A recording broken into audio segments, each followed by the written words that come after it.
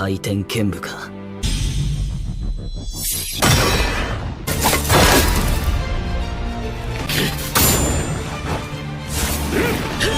飛天御剣流流光線大事でござる。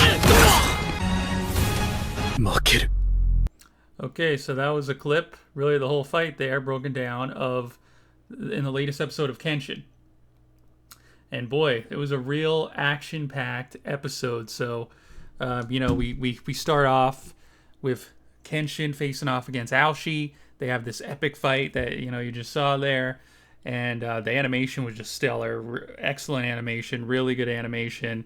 He pulls out the small sword, I think it's called the Kobashi or whatever. And, they explain it. He explains the history of the Obi-Waban group and how, they had defended the Edo castle, even though the Lord, abandoned the castle. They decided to fight at the castle anyway. And he also explained this episode after Kenshin defeats him that he could have got many jobs. He could have, worked with many more people besides Kanryu that were way better. But nobody would hire the other Obi-Waban guys because they were kind of freak shows or whatever. So nobody would hire them. And he didn't want to abandon his men. He wanted to be a strong leader and set an example. So he decided to stay as leader of the Obi-Waban group and take on these odd jobs like working for Kanryu and stuff like that. And just as he was explaining that, Kanryu busts in with the Gatling gun as he did in the original. And the Gatling gun in this version, it's more close to the manga as it's most of this anime has been. And, Kanryu's firing, all these bullets, explaining where he got it. He got it from America. And he talks about how it was used in the Civil War, goes into real historical facts there. And, he ends up hitting Aoshi with a few shots. Kenshin grabs Yaiko, gives him some cover, runs around.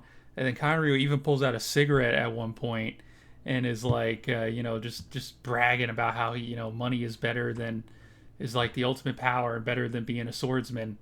And just as in the original here, he's screaming maniacal. And, I found this whole article here on the Gatling gun on the Kenshin wiki, which is very interesting.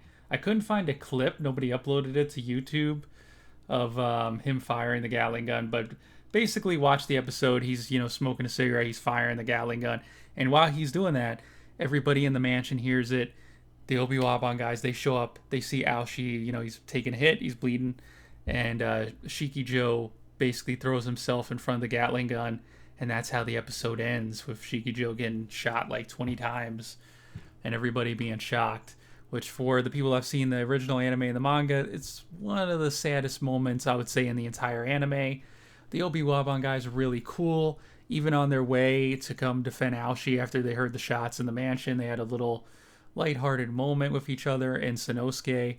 And, you could tell they weren't really that bad at guys. They're decent guys.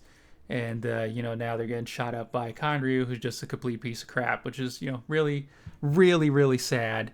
So, it's very unfortunate. And that's how the episode ends. Next episode, we're probably going to continue with Kanryu and the Gatling gun. And, I'm sure, Kenshin will stop him.